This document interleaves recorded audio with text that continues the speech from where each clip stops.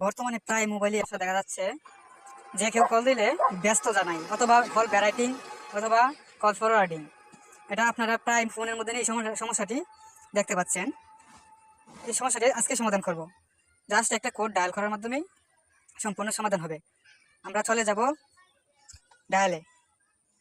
আমাদের যে সিমের মধ্যে এই সমস্যাটি হচ্ছে, আমরা জাস্ট ডায়াল করব ##0002#। যে সিমের মধ্যে সমস্যাটি হচ্ছে আমরা জাস্ট ওই সিমের মধ্যেই এটা করব। এই যে এখানে দুইটি সিম দেখতে পাচ্ছেন। মনে করেন প্রথম সিমে আমার সমস্যাটি হচ্ছে, ওই যে প্রথম সিম, এই যে প্রথম সিম, আমরা তাহলে প্রথম সিমে এটা জাস্ট ডায়াল করে দিব।